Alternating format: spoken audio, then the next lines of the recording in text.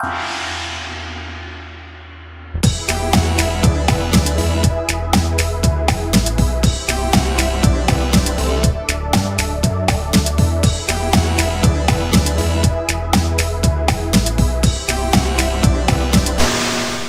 I'm admittedly already running out of games that I actually remember playing on an Amstrad CPC when I was a teenager, there are still a few select ones that I managed to scrape into this one episode, which I think were worth mentioning.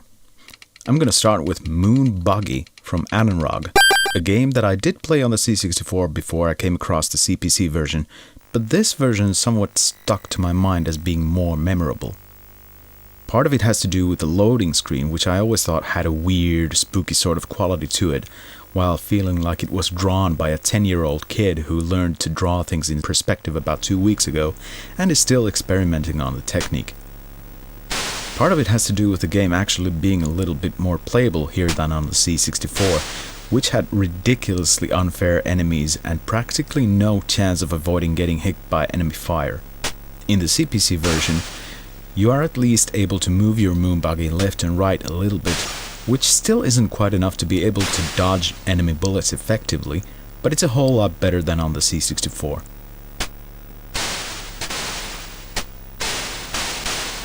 Neither version of Anrog's Buggy could ever be called an adequate clone of the original arcade game, but as I've said a few times before in this series, nostalgia is a weird thing.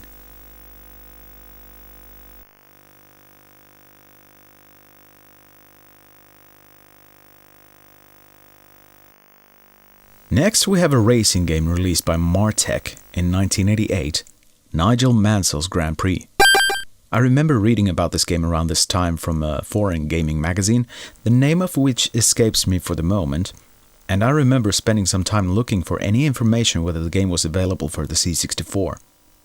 The Amstrad version was the first one I got to play, albeit briefly, since my only friend who had an Amstrad back in the day had this game. Having 2 sides of tape to load, it wasn't exactly the most inviting method to play the game, so my experiments with the game were restricted to a single attempt. I remember finding the game impressive enough, if a bit difficult to adjust to after the more arcadey racers I had played so far. I actually bought Nigel Mansell's Grand Prix for my Spectrum, where the game actually plays better, but my nostalgia for the Amstrad version is stronger and I do like the more colorful graphics here. Until making this video though, I had never even attempted to play a proper Grand Prix mode, because the practice mode has offered enough of challenge for me for the few times that I have found the inspiration to play this game. With more realistic and playable Formula 1 games around these days, playing a racing game with a more realistic approach on an 8-bit computer just doesn't make much of sense. For 1988 though, Nigel Mansell's Grand Prix was a spectacular product, and likely made those few C64 owners who were aware of it rather jealous. You had to have a disc version though to actually enjoy the game as intended. Now I have to include this next one out of sheer loyalty towards the 2 Saboteur games by Clive Townsend, both Durrell classics from around the mid-80s.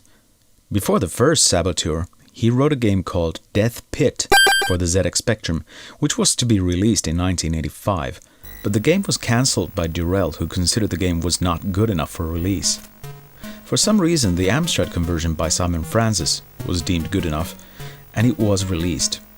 So, sometime after emulation came along and all these great archives for various computers became alive, I found out about the Amstrad version through the yet unrecovered Spectrum version at the old World of Spectrum website.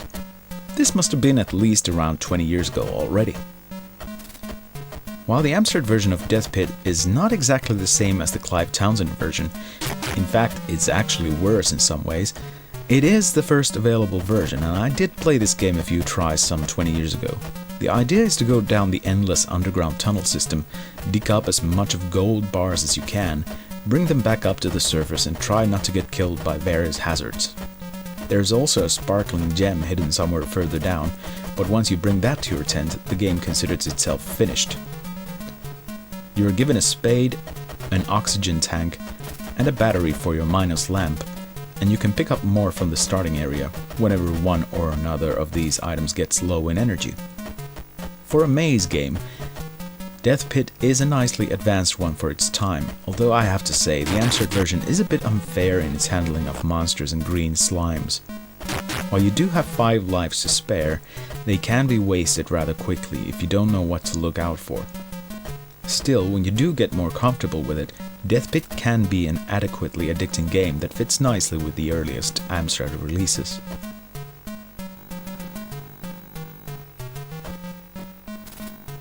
The next game in today's list of 5 is probably the newest game to be mentioned in the Amstrad episodes of my Nostalgia Trip games, since the previous game from 1989, Bumpy, was reviewed by magazines a few months prior to this game.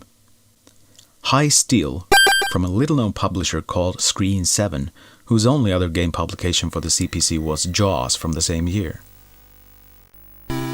High Steel is an unusual puzzle action game in which you play as a builder working for a company who builds skyscrapers. You build floors by using materials provided by the crane, and to make a solid floor you need at least 5 bricks. As this is partly an action game, hazards and hostile creatures are only to be expected. Loose bricks falling from the sky, rubber creatures wandering around getting in your way which you need to push off the edges, and who knows what. It's a bit difficult to get the hang of, but offers a nice and different sort of a challenge to all your basic Tetris variants.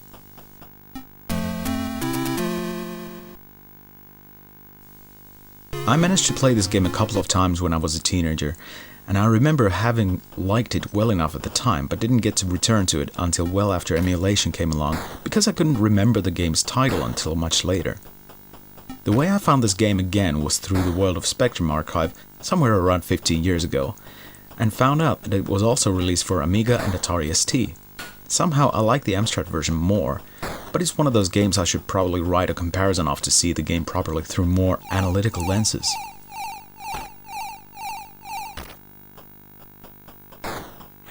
But anyway, it's a nice game, worth checking out if you were looking for something a bit more unusual.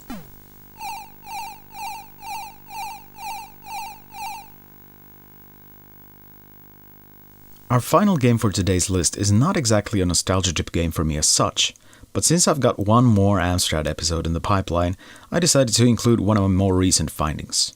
This one's a French game, originally called Crafton and Xunk, however it's supposed to be pronounced, elsewhere released as Get Dexter. It's an isometric arcade adventure, which makes this an unusual recommendation from me since I generally don't like isometric adventures all that much. You play as an android called Crafton, and with aid from your constant companion Xunk, your self-imposed mission is to find 8 parts of a password required to exit the science laboratory. The reasons I like Get Dexter are because it's colorful and easy to navigate. It's relatively easy to control, although it does have 4 different control settings for extra comfort, and there is a certain humor about it that appeals to me. Although the idea of the game sounds simple enough, you can only carry 1 item at a time, be it a key card to open doors of certain color, a syringe to inject into a scientist, or perhaps just some items that you can stack and reach higher places. With 50 screens to navigate and little in terms of instructions to get you going, it's not the most obvious game to get hooked on, but there is something quite special about Get Dexter that pulls me in every now and then, against all odds. If you're a fan of isometric adventure games in general, this should be on your playlist. If you want a slightly more visually appealing version to try, Crafton and Xunk was also released for the Atari ST and MSX2, but the Amstrad version is pretty solid too.